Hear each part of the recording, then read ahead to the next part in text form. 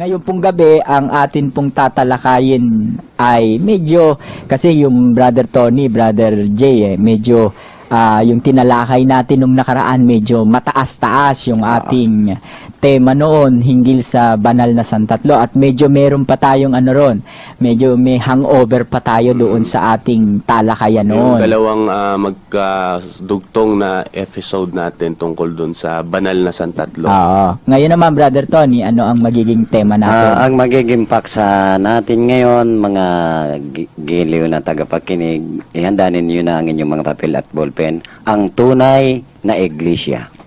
Ayan, ang tunay na iglesia. Kasi po, alam nyo naman, ito pong programang ito ay programang Katoliko. At kapag ang pinag-usapan, ang tunay na iglesia, syempre, ang titindigan natin, yung sa atin. At hindi natin titindigan yung kung kanino man yon. Ayan. Ngayon, alam po ninyo, ang simbahan, alam din po yan ng mga marami nating mga kapatid na nahihiwalay sa atin. No? Mga hiwalay na mga kapatid nating mayroong sariling paniniwala, mayroong sariling interpretasyon sa Biblia. Ngayon, yan pong pagtatayo ng mga iglesia, yan po ay katungkulan lang ng Panginoong Hesukristo at wala nang iba. 'Di ba? Pero bago natin simulan yan, meron kasing sinabi yung ating konseho ng Batikano No? Siguro bago tayo magsimula, kagaya ng ginagawa natin palagi tuwing tayo magtatanghal, ay kumukuha tayo ng referensya at ng liwanag sa doktrina ng ating simbahan. Ayan. Kaya siguro simulan muna natin yung ating pagtatalakayan at mula roon magsisimula tayo ng ating mga pag-uusap na patungkol sa tunay na iglesia. Patungkol sa tunay na iglesia. Ang kinuhanan natin ito ay Brother Tony sa First Vatican Council, General Council, noong 1870. Ayan. Sige, Brother Jay, pakibasa mo. Basahin natin. The eternal shepherd and guardian of our soul, 1 Peter 2:25, in order to continue for all time the saving work of redemption, determined to build his holy church, so that in it, as in the house of the living God, all who believe might be united together in the bond of one faith and one love. Ayan. Ang sabi po rito, para raw magpatuloy yung pagliligtas at gawaing pagtubos ng ating Panginoong Hesukristo, nagtayo siya ng kanyang banal na iglesia. No? Tinayo niya para raw po yung mga maniniwala o yung mga sasampalataya ay magkakaisa, no? Sa tali ng isang pananampalataya at isang pag-ibig. Ayan. Ayan ang sabi niya na nagtayo ng iglesia. Okay. Tuloy mo, Brother. But the gates of hell, with a hatred that grows greater every day, are rising up everywhere against the church's divinely established foundation, with the intention of overthrowing the church, if this were possible. Ayan. Sabi rito, but the gates of hell, with the hatred that grows greater every day, are rising up everywhere. Ito nung 1870 pa to sinabi. 'Di ba? Ang sabi, nagsusulputan daw, nagbabangunan daw kahit saan. Liwanag nung sinabi nung simbahan natin, Nagsusulputan everywhere, 'di ba? One here, one there, everywhere. Ayun. Diba? Parang gano'n Sa atin na lang sa Pilipinas, di ba? Nagsusulputan. 1870 pa to sinabi. Against the church divinely established foundation with, ito yung with the intention, may intention ito. Ano yung intention nila? To overthrow the church. Para raw pabagsakin. Matatalakay natin yan. Gusto nilang Brother Tony, may sasabihin ka. Bagamat, Brother Arnold, ang isang katanungan dito, sa lahat-lahat ng out of 23,000 plus na mga sekta sa buong daigdig, ang simbahang Katoliko ang sinasabi, puro kababaan. Hindi ipinagmamayabang na kami ang tunay na iglesia. Hindi kagaya nung iba na nagsasalita, pero ang sinasabi lang ng simbahan, ayusin ninyo ang buhay nyo bilang isang Kristiyano. Ayan, ang mga nagsesermo ka na, kaaga-aga pa, Brother Tony. Yun lang naman talagang dapat Ayan. O, tuloy mo, Brother Jay. We therefore, with the approval of the Sacred Council, judge it necessary for the protection, the safety, and the increase of the Catholic flock to propose to all the faithful what it is to be believed and held according to the ancient and constant belief of the universal church with regard to the establishment, the perpetuity, and the nature of his sacred primacy, in which it is found the strength and solidity of the entire church. Likewise, we judge it necessary to proscribe with sentence of condemnation the contrary erroneous opinions so detrimental to the Lord's flock. Yung nakakasira raw, ikinokondena ng simbahan. Alin ba yung kinokondena? Yung tao o yung opinion nila? Kasi bubutasan tayo dyan Kita mo na, yung simbahan na yan, wala nang ginawa kung hindi magkondena ng magkondena. Maliwanag ang sabi dito, no? Proscribe with sentence of condemnation. Alin? The contrary erroneous opinion so detrimental to the Lord's flock. Yung ikinokondena, yung mali-maling opinion. Ayan pinag-aawayan niyan, yung mga mali-maling opinion. Sinabi ngayon, tapos kinontra bukas. No? Kinontra bukas, sasabihin ulit sa susunod na araw. Ayun yung mga opinion nila laban sa simbahan. Ngayon, sino ba tong mga to? Sa pasimula pa lamang ng Santa Iglesia, meron na yan di ba? At ang malupit dyan, Brother Tony, hinulaan yan Alam ko, hinulaan ng Panginoong Hesukristo. Sambahin, mayroong pagkakataon, may sinabi Panginoong Hesukristo tungkol dyan, di ba, Brother Ton? Tungkol sa hula, Brother Arnold, mababasa ito natin, si Kristo mismo ang nagbigay babala sa mananampalatayang tunay sa Kanya. Sa Mateo 24, ang talata 5,11. Pakibasa nga, Brother G. Sapagkat marami ang magsisiparito sa aking pangalan na mga nagsasabi, ako ang Kristo at ililigaw ang marami. Sa 11, at magsisibangon ng maraming bulaang propeta at kanilang ililigaw ang marami. Ang sabi, Brother Tony, marami. Marami. Marami ba talaga yan? Halos walang bilang. Sa Bisaya yan, Kasi hanggang ngayon kadamo, Hanggang ngayon. Hanggang ngayon sila. Parami pa rin ng parami. Parami ng parami. Kaya natutupad yung sinasabi ng ating Panginoong Hesukristo. Lahat naman pansinin ninyo, lahat ng mga nagdadatingan na yan, isa lang yung dala. Sino yung dala? Si Kristo. Ay, ang sabi ng Panginoong Hesukristo, marami ang magsisiparito sa aking pangalan. Ibig sabihin, lahat naman yan magsasabing sila ay Kristiyano at kay Kristo. Pero ang masaklap doon, anong sabi sa kanila ng Panginoon? Ang gagawin lang yan, ililigaw lang yung marami. Ayan. Ngayon, tingnan natin yung mga katangian nito. Maganda kasi Biblia no? Para susugan natin itong sinasabi ng simbahan, itong gustong magpabagsak. Sa pasimula pa lang meron na at inihula na ng Panginoon.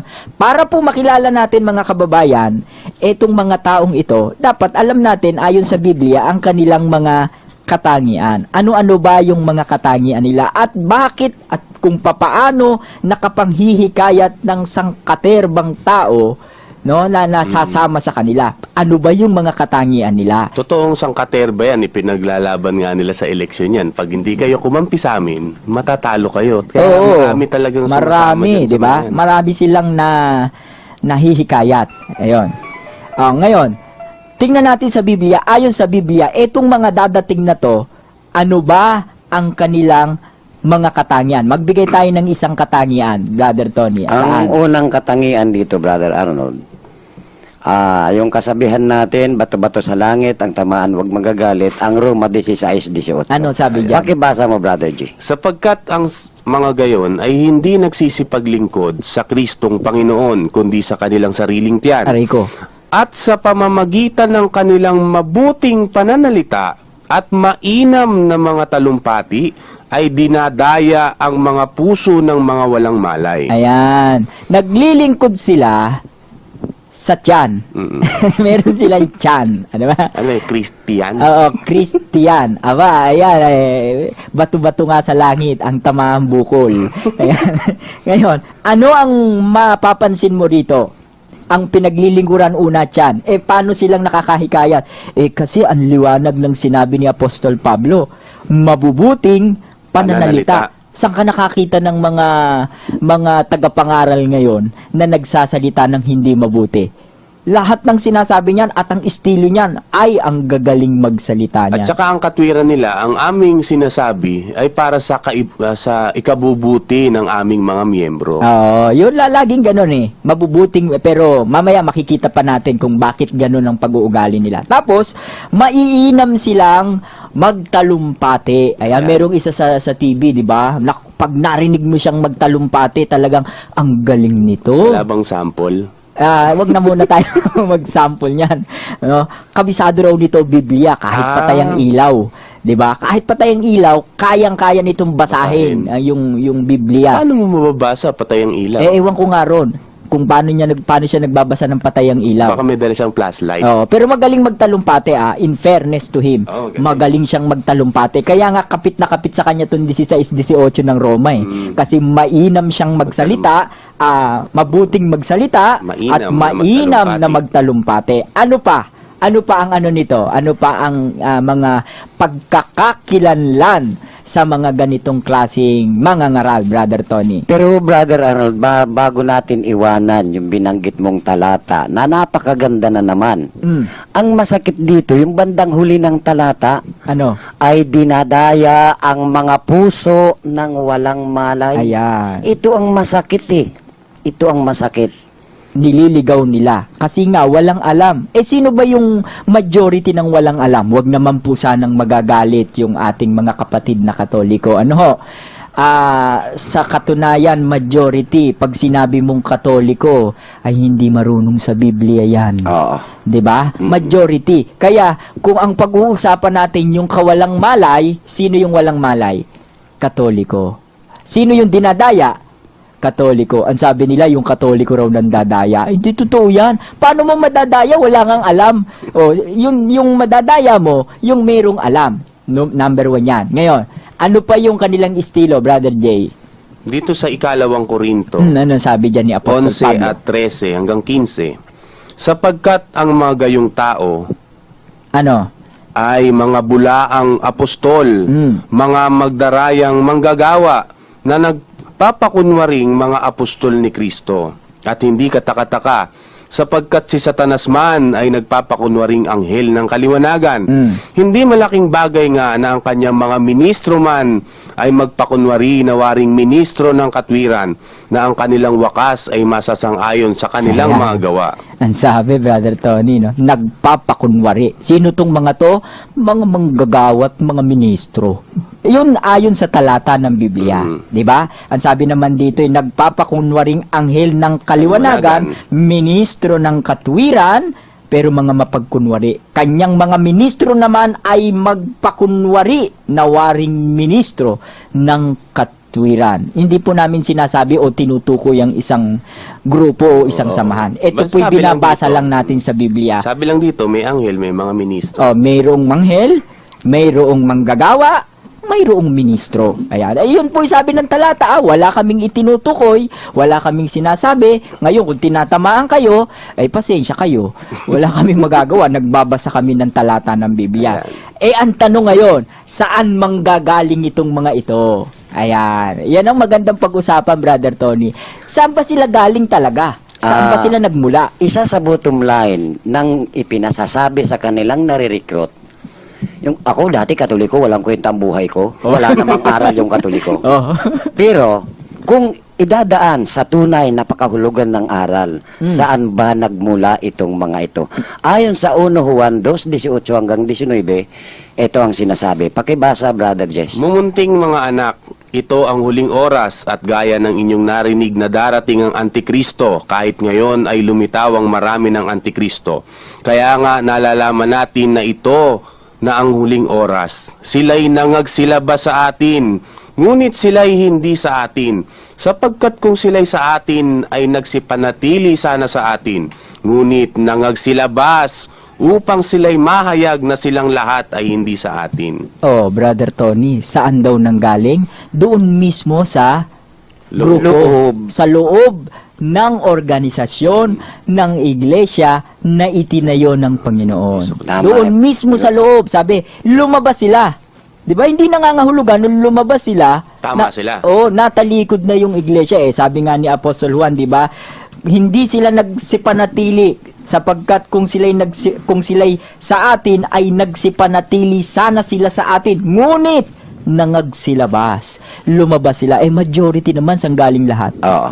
Oh, saan, Brother Tony? Sa Katoliko, alam niyan, kasaysayan ang magsasabi. Oo. Huwag na tayo, kasaysayan na lang. Di kasaysayan. Punta tayo sa Ngunit, kasaysayan. Brother Arnold, Oh, ano? ang tanong ko lang ito, ano kaya ang motibo nila ng paglabas nila? Ito ba'y ayon sa kalooban ng Diyos o ayon na rin ng kung ano yung mga hidden agenda nitong mga nagsilabas na mga tao at ang nangangaral din, Kristo din ang ipinangangaral. Ano sa palagay mo ang kanilang agenda, Brother Tony? Dito sa gawa ang talatay ang kabanatay 20 ang talatay 30 Oh. at may ito ang sinasabi. Brother J. At magsisilitaw sa mga kasamahan din ninyo ang mga taong magsasalita ng mga bagay na masasama upang mangagdala ng mga alagad sa kanilang hulihan. Kaso, Brother Tony, sabi roon sa talata na binasa mo, galing sa kasamahan, magdadala ng mga alagad sa kanilang hulihan. Ibig sabihin, may mga magsisisunod din sa kanila. Ang tanong ko lang dyan, paano sila nahikayat? Alam mo, pag meron akong nakakausap na ibang sekta, sasabihin doon, kasi naman, nung nasa Katoliko ko, walang pakialam sa akin yung pare. Ganun nga, ganun. Walang pakialam sa Tama akin yan, yung Brother pare. Arnold. Pero nung napunta ako rito, talaga nga naman, inihahatid pa kami ng aming pastor, ng Wow. aming ministro, At di kung, ba? at kung hindi sila nakasamba, sinusundo pa yung... Oo, talagang meron silang pagmamalasakit, nagmamalasakit sila sa isa't isa. Pero yan bang pagmamalasakit na yan, basihan na tunay na yung iglesyang kanyang sinamahan? Aba, hindi yan, Brother Arnold. Ang ibig mong sabihin, sinusundo, hinahatid, KSP sila. Meron nga akong isang kakilalang tauhan sa Biblia. Di ba nung binuhusan ng pabango yung buhok, ipinagmalasakit niya, dapat daw yan ibinigay na May sa mahirap. pagmamalasakit din, ano? Sino ba yung nagmalasakit na yun? Si Judas. Si Judas. Merong pagmamalasakit. Dapat pinamigay na lang yan sa mahihirap, Si di ba? Magdalena, hindi si nga. Judas ang kumontra. Yun nga, may pagmamalasakit Pagmamalasakit kasi. yun, ha? May pagmalalasakit siya. Personal interest. Pero hindi, ang punto natin dito, hindi ibig sabihin na may nagmamalasakit at matindi yung pagmamalasakit doon sa loob ng sinasamahan nila dahil napasama sila ron kasi nga nagmamalasakit. Tunay na sila. Kasi ano ba sabi ng Biblia? Isa pa yan sa mga tanda ng mga bulaang darating. Pakibasa mo nga, Brother Jay, sa Galacia. No? Ang kapitulo ay 4 at ang talata ay 17. Ayun sabi dyan. May mga nangagmamalasakit sa inyo sa hindi mabuting akala. Ayan. Subalit ang ibig nila ay ihiwalay kayo Yun nga. upang ipagmalasakit ninyo sila. Ayun, kukunin ka sa Katoliko, sabi rin sa gawa, 'di ba, magdadala sila ng mga alagad sa kanilang hulihan. Ops, kakandidato ka sa kanila pag ikaw ay nahimas-himas niyan, kapatid. Ayan, 'di ba? Hihimas-himasin ka niyan. Ipagpe-pray over kita, 'di ba? Hallelujah, praise the Lord. Bigyan 'Di mo ba? ako ng pera. No, 'di ba? May pagmamalasakit, ba't nagmamalasakit?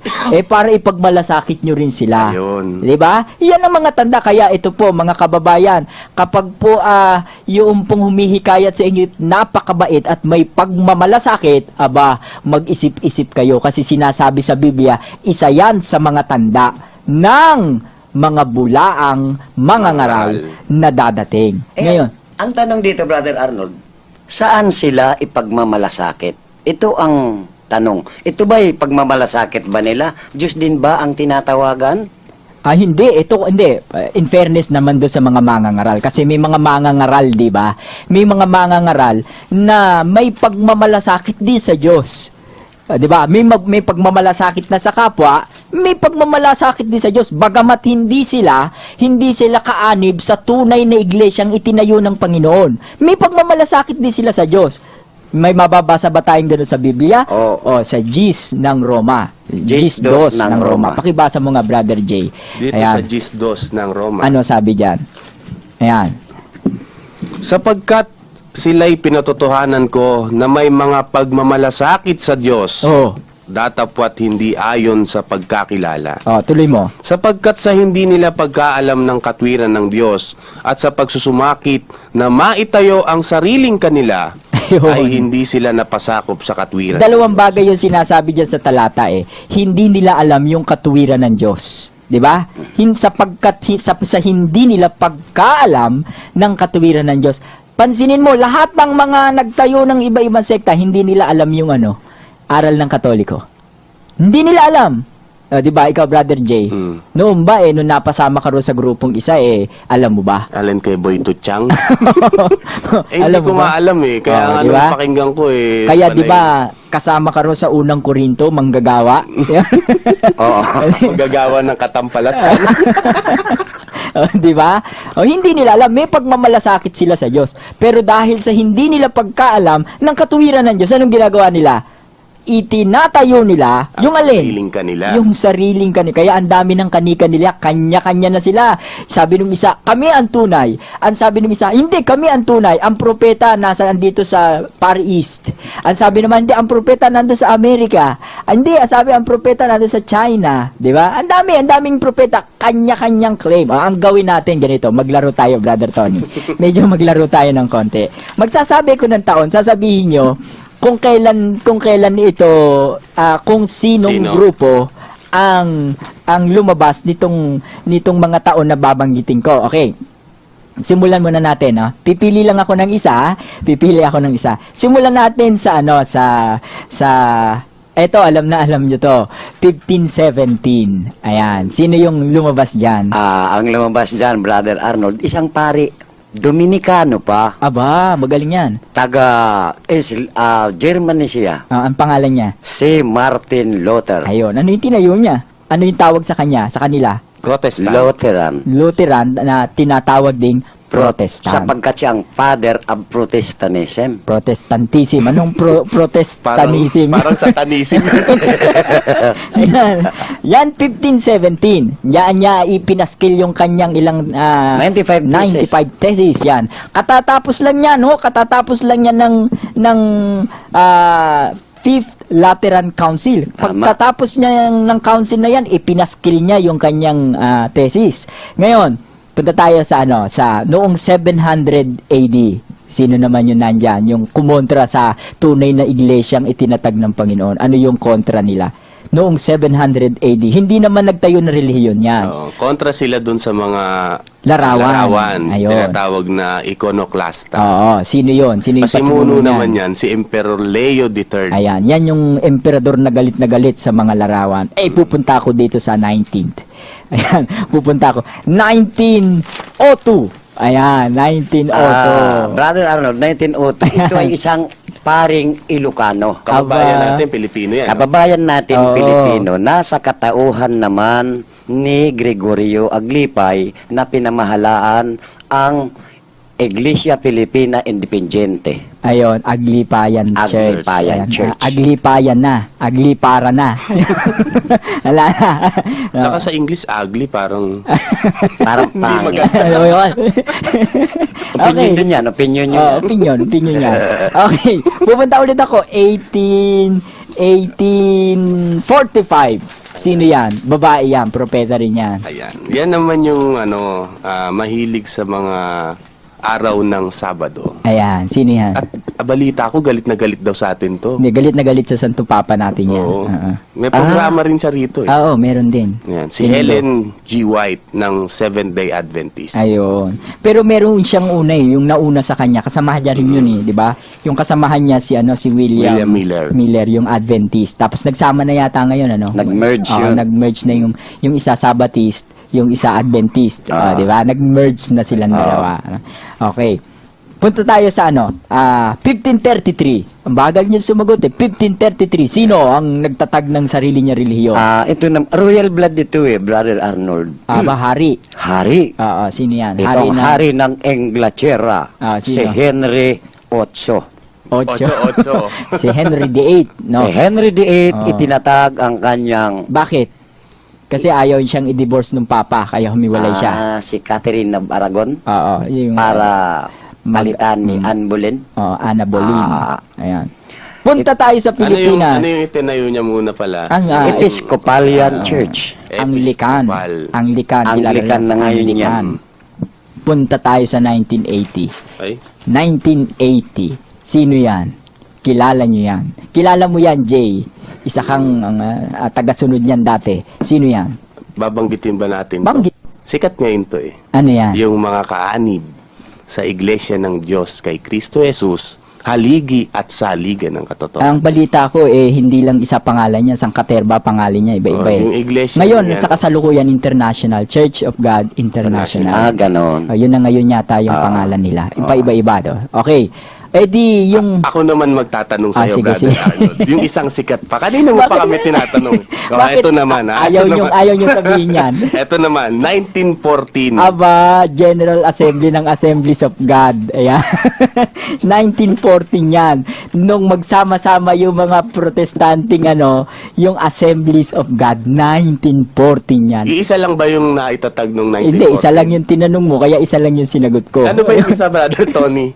Ayan. Marami yan.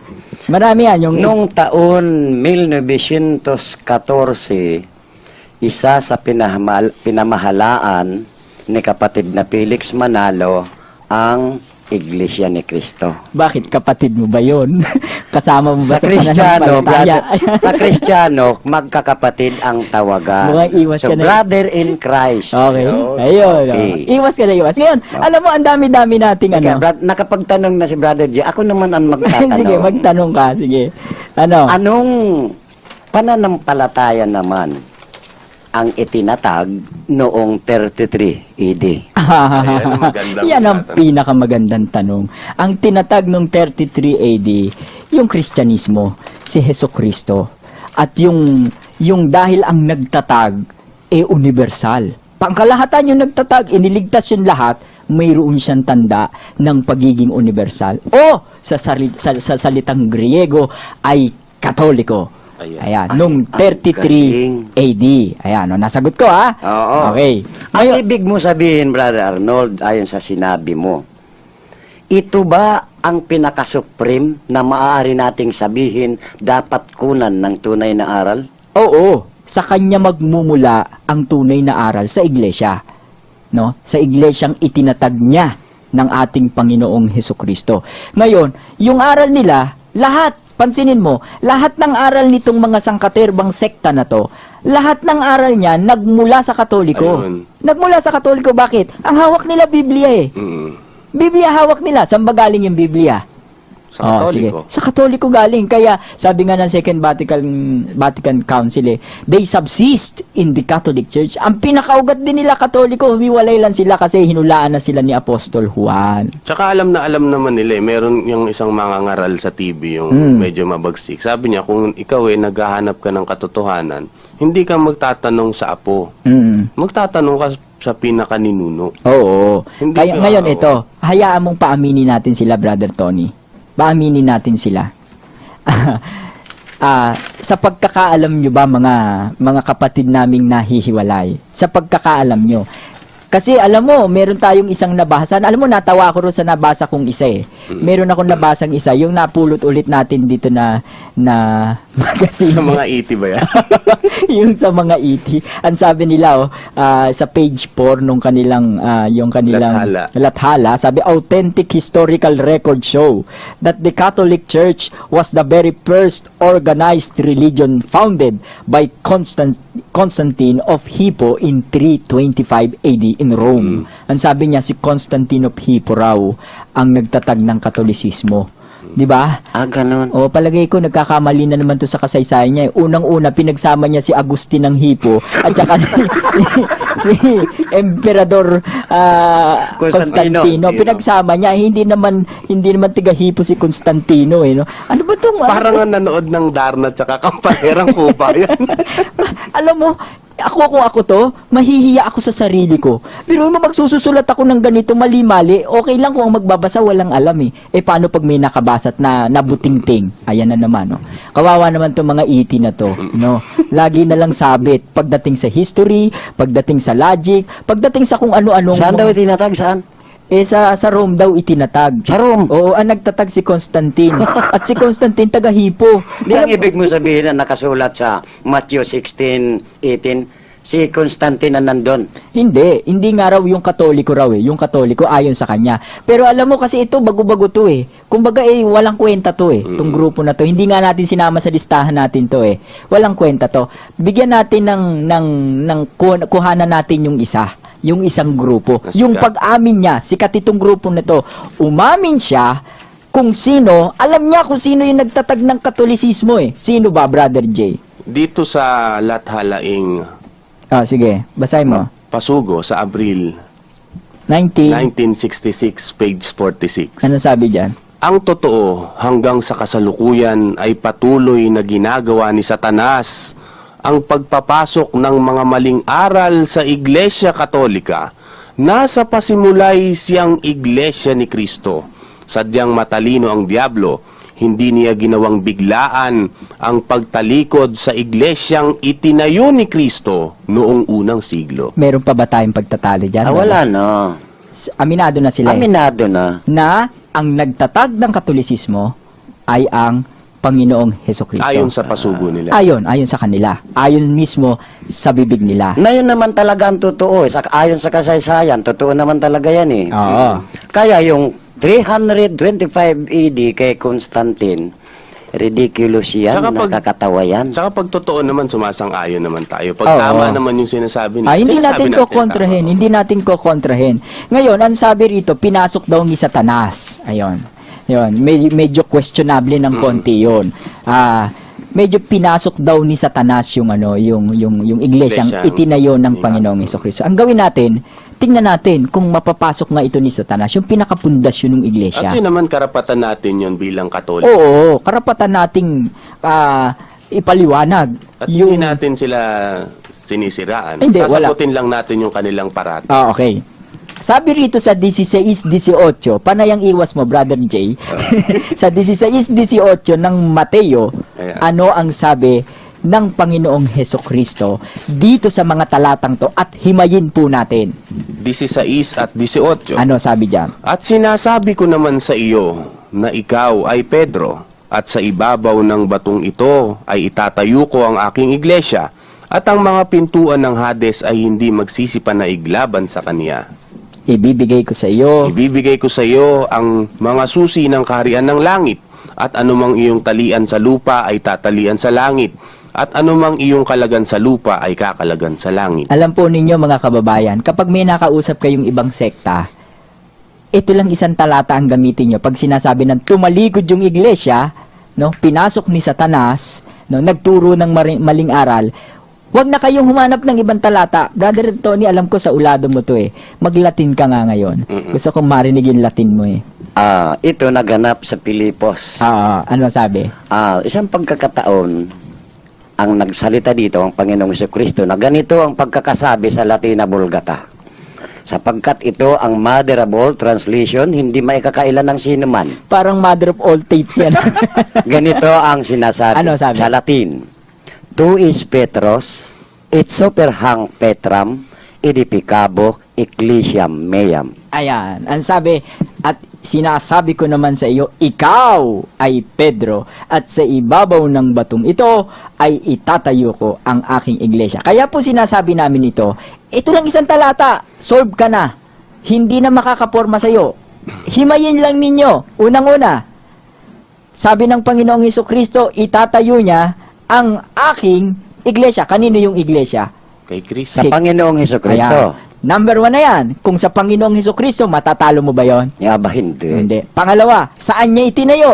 Sa bato. Sa ibabaw ng bato. Di matatalo mo pa ba yon? Nasa ibabaw na ng bato. Mamaya i-analyze natin isa-isa yan.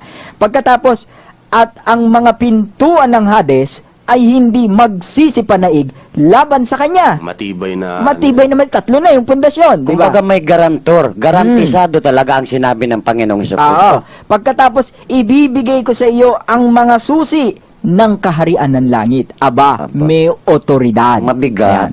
Ngayon, isa-isahin ngayon natin. Sapat na yan eh. Hindi mo na kailangan gumamit pa ng ibang talata. Yan na lang muna. Diyan na lang muna yung mga bago pong nakikinig na hindi pa masyadong well-versed sa Bible. Ito lang, isang talata lang tatandaan nyo. Tatandaan nyo 16, 18 ng Mateo. Ngayon, himayin po natin. Si Kristo ang nagtatag ng iglesia. Ngayon, ang sabing ganon, itatayo ko ang aking iglesia. Meron ka pa bang karapatan na magtayo pa ng another? Sasabihin mo, nagapi yung iglesyang itinayo ng Panginoon noon, kaya ngayon, muling ibinabangon ang iglesia. May karapatan ka pa ba nun? Hindi ba pag papakababa sa Panginoong Hesukristo yan? Oo, para Isipin sinabi mo. siya ang nagtayo tapos mabuhay yung kanyang iglesyang itinayo. Oh, kita mo na. Yung palang talata na yun, meron ka ng sagot. Hindi maaari. Kasi si Kristo ang nagtayo eh. Ngayon, kapag ikaw ay nagtayo ng sarili mong iglesia, lumalabag ka sa diwa ng mga apostol. Bakit? Kasi hindi ganyan eh. Meron na nakatayo, magtatayo ka pa, ang assiste niyang ganito eh. Biruin mo, yung isa, nagtayo ng isang iglesia niya. Di ba? Nung magtayo yung isa, namatay yung founder, gusto niya siya yung mamuno. Ngayon, nagkanda-demandahan, pinatalsik yung isa, nagtayo yung isa. Kinuha yung pangalan, medyo inayos lang ng konti. Nagalit yung pinanggalingan, hindi pangalan namin yan. Dapat kami yung gagamit niyan. Nagdemandahan ulit. Pagkatapos siya, nagkanda hati-hati na yung mga namumuno nila. Kasi nagtatayo sila sa ibabaw ng alin? Nang nakatindig na. Ano sabi ni Apostol Pablo dyan sa 15:20? Dito sa 15:20 ng Roma, aking nilayon na maipangaral ang ebanghelyo, hindi doon sa napabalitaan na kay Kristo, upang huwag akong magtayo sa ibabaw ng pinagsasaligan ng iba. Ipinakikilala raw nila si Kristo. Yung kinakausap nila, kilala na si Kristo. Hindi talaga sila kasang-ayon o kaisang isip ng mga apostol di ba? Kasi nga si apostol, hindi ako magtatayo sa pinagsasaligan ng iba. Sila naman, tayo sila ng tayo. Kada merong hindi sila magugustuhan, magtatayo sila ng kanilang sariling iglesia. Pwede naman talaga nating masabing nagtayo kasi wala silang kaugnayan dun sa original na itinayo ng Oo Panginoon naman. Kristo. Sinasabi nila, hula-hula. Ito na nga, direkta na nga, 16-18 ng Mateo. Maliwanag na, direkta na. Ano pa yung pal yung hula? Di ba?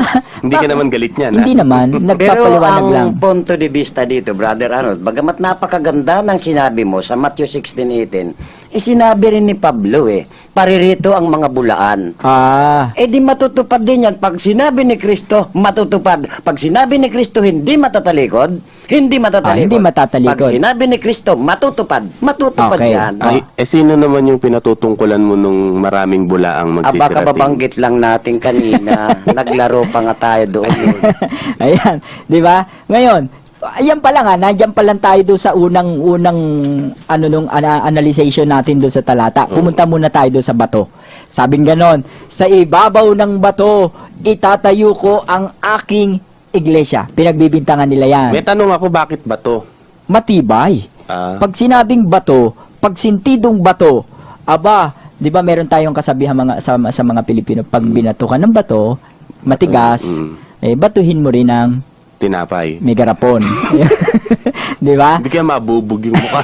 Hindi. Okay. Ngayon, bakit bato? Mm. Hayaan natin ang Panginoong Hesukristo rin na magpaliwanag. Ayan. Bakit sinabi niyang sa ibabaw ng batong ito, itatayo ko ang aking iglesia? Hayaan natin ang Panginoon. Kasi sila nagturuan pa. Hindi si Pedro yung bato dyan. Ang bato dyan si Kristo. Sabi naman ng iba, hindi. Ang bato dyan yung mga Kristiyano. Hindi yung mga apostol, bato. Hayaan mo ang Panginoong Hesukristo magpaliwanag. Meron pa nga si Pedro, hindi raw nakarating ng Roma. Ayun nga Akala mo kabarkada nila.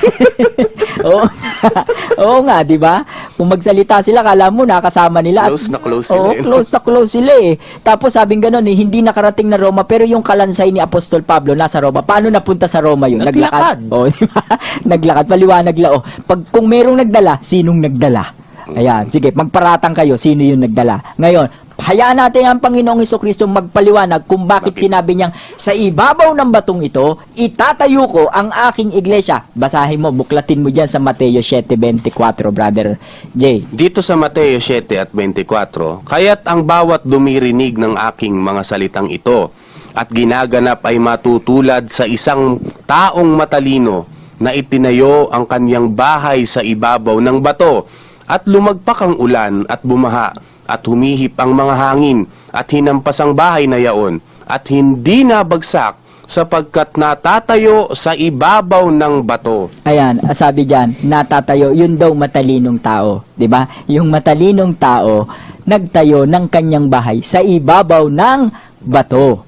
Ayan, parehong-pareho, no? Ibabaw ng bato. Ikaw ay Pedro, at sa ibabaw ng batong ito, itatayo kong aking iglesia. Natalikod, hindi matalino, Panginoon. At Ganun lalabas. nakalagay Ganon. rito, Oo. pag nakatayo pala sa ibabaw ng bato, pag lumagpak ang ulan, binigyan niya ng halimbawa. Oo. Umihip ang hangin, hampasin ng bahay, hindi nabagsak. Hindi nabagsak, Kasi nga, matibay. nakatayo sa ibabaw ng bato. At ang nagtayo ay matalinong tao. Oo. O ngayon, nagtayo ang Panginoong Hesukristo ng kanyang iglesia. Natalikod. Ay hindi matalino yung nagtayo. Ganun ang lalabas kung Tama. susunod ka sa argumento. Sasabihin mo ngayon, hindi matalino ang Panginoong Hesukristo. Bakit? Nagtayo ng iglesia, natalikod. Yung isa naman, naputol. Ang sabi niya, naputol. Tapos sila, ano kayo? Hindi kami yung tunay, nakikianib lang kami. O, paano kayo umanib? Nagbasa kami. Saan ka nakakitang umanib, nagbasa? May bautismo ba kayo? Ito, sagutin nila. Nagbabautismo ba kayo o hindi? Nagbabautismo yan. Pag nagbabautismo ka, di nagiging kaanib ka pagkatapos ng bautismo. O di contradiction yon. Yan, maganda sa kanila contradiction. Ang pag-anib sa pagbabasa lang. No, pag nagbasa ka, makakaanib ka. Ba't nagbabautismo sila? Contradiction nila naman nila yon. Sabi nga ni Brother Tony, problema nila yan. Problema nila malaki Liwanagin yan. nga natin, Brother Arnold, yung bang itinatag ng Panginoong Hesukristo na hindi magsisipanaig ang pintuan ng Hades, ano ang garantiya dito ni Kristo para patunayan na hanggang sa ngayon ay sinusubaybayan ang kanyang iglesyang itinayo? Aba, 14:26 ng Juan. Ano ang sabi roon ng Panginoon? Garantiya yan. Eto, babalandra na naman sa kanila. Ano sabi diyan? Datapwat ang mga aliw sa makatwidbagay ang Espiritu Santo na susuguin ng Ama sa aking pangalan. Siya ang magtuturo sa inyo ng lahat ng mga bagay at magpapaalaala ng lahat na sa inyo'y aking sinabi. Alam mo, yung lalabas dyan, dahil tumalikod yung iglesia, lalabas doon sa doktrina nila yung Espiritu Santo makakalimutin. Bakit? Hindi nagturo. Hindi kasi ang Espiritu Santo ang magpapaalaala doon sa iglesia, 'di ba?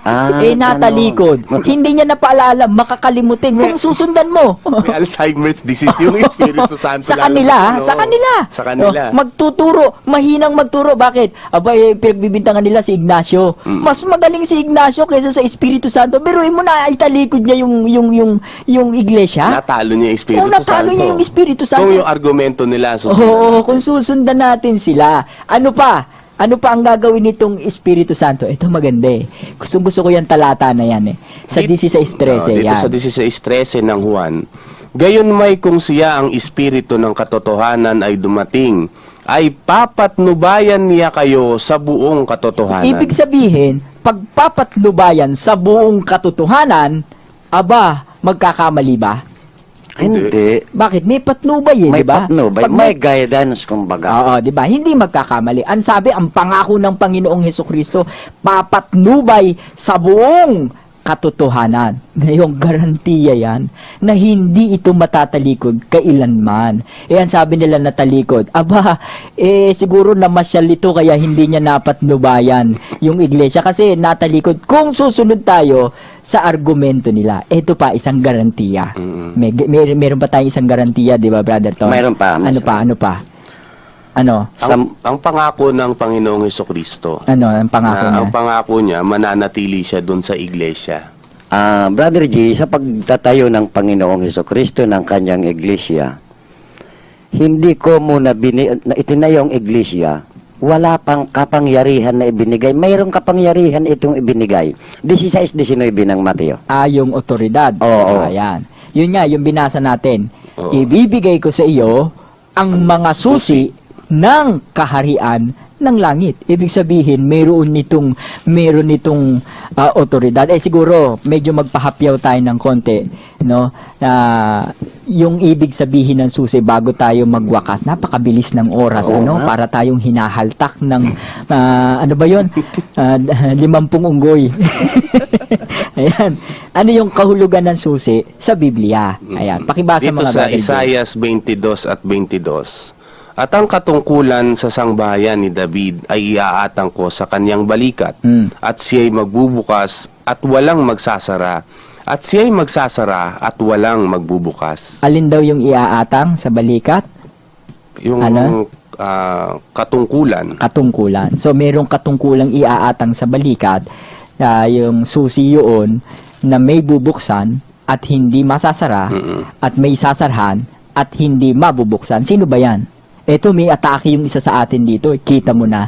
Yung titulo o yung kapangyarihang pag-aari ng Panginoong Hesukristo, aba, yung Santo Papa nyo, kinukuha. No? Kinukuha niya yung titulo. Imbis na natatangi sa Panginoong Hesukristo lang, kinukuha nila yung titulo. Halimbawa, yung may hawak ng susi. Hawak daw ng Papa yung susi. Ang liwanag sa Biblia. Babasa sila ng talata sa Apokalipsis. Dito sa Apokalipsis 3 at 7. Oh. At ang mga bagay na ito ay sinasabi ng banal niyang totoo. Niyaong may susi ni David, niyaong nagbubukas at di mailalapat ng sinuman, at naglalapat at di maibubukas ng Ang may sinuman. hawak daw, ang Panginoong Hesukristo. Oo. O, paano nyo sasagutin yan? Brother Arnold, simple lang naman. Ang tanong sa kanila ito, Ano? ibinigay ba ni Kristo ang susi kay Pedro? Ibig sabihin, hindi tayo tutol na hawak ng Panginoong Hesukristo. Hindi yung tayo susi. tutol sapagkat siya naman talaga ang tunay na may hawak ng susi. Pero itong kapangyarihan na na kay Kristo, ibinigay ito. May talata ba tayong mababasa? Mayroon. Anong talata? Yan. talata? 16:19 ng Roma. Di- Anong basta- rather correction? Mateo. Basahin natin, no? Hmm.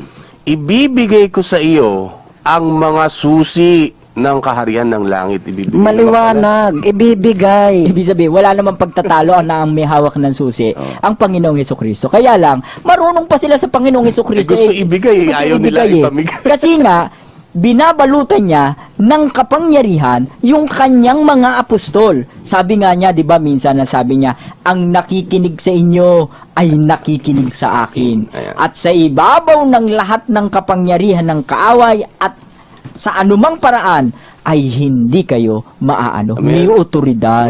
May napapansin lang ako kaya ayaw nilang yung susi nasa papa eh. Bakit? Gusto nila nasa kanila. Oo. Hindi sa kanila kasi binigay. Wala mala sila eh. Ang problema naman dito, Brother J, maliwanag ang sinabi ng Panginoong Hesukristo. Ibibigay ko sa iyo. Gamitin lang natin ang grammar, makukuha natin.